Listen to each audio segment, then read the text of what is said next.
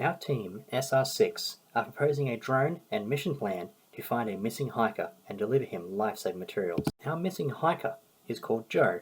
He is lost to the southwest of the Gold Coast in the extensive Lamington National Park. We have developed a 5-day search plan with the first 2 hours shown here. The first leg is the area of highest probability, using his last known cellular contact and desired destination as key waypoints. If after searching along Joe's expected path we have not found him, a more extensive search pattern has been planned.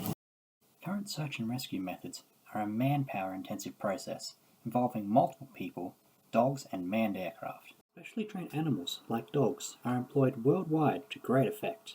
Their keen sense of smell able to track down hard-to-find survivors, while manned aircraft are used to direct the search and airlift the missing person to safety. The thermal camera fitted to our drone is designed by FLIR, the leader in thermal imaging technology. It is so sensitive that it can register a difference of 50 microkelvin. The fire department of Joshua, America uses the same camera to image how a fire is moving so that they can direct their effort to maximum effect. Not everything state-of-the-art is physical. The Irish Coast Guard used a program called Drone SAR. The program means search patterns can be developed in minutes of arriving on site.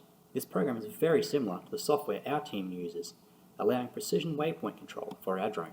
As well as using a timeline, our project has also created a testing regime to verify all project requirements are met. Thunderbird is a large and complex UAV requiring a range of tests and calibrations to be performed before each flight. Due to its size, Thunderbird is transported in several pieces, requiring 10 minutes to be reassembled. Our testing regime has been designed with this in mind, and so has been split into 2 parts, with tests that can be performed during this setup phase and ones that require a completed aircraft. The first tests are tethering it to the ground control station and secondary controllers, examining data links like cameras, GNSS connection, and performance of ADS-B beacon, battery charge, and fuel levels. The second half of tests involves the motors, both electric and fueled, being scrutinized, the calibrations of airspeed sensors, home location being added to the Dead Reckoning program, and finally that all flight surfaces are in order. This area of operation has many hazards that must be minimized or eliminated before commencement of flight. A high-level risk is the helicopter flying in the area. We have countered this with an ADS-B beacon and an automated protocol to drop under the tree level if a collision is imminent. As the town is close by, if a catastrophic engine failure occurs, we could damage property or injure people.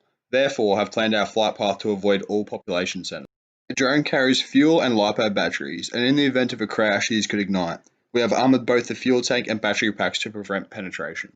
In the case of a loss of communications, a robust Dead Reckoning program and 2 separate layers of communication failsafes are in place to take over command. Thank you for listening. Team SR6 and our drone Thunderbird look forward to working with you.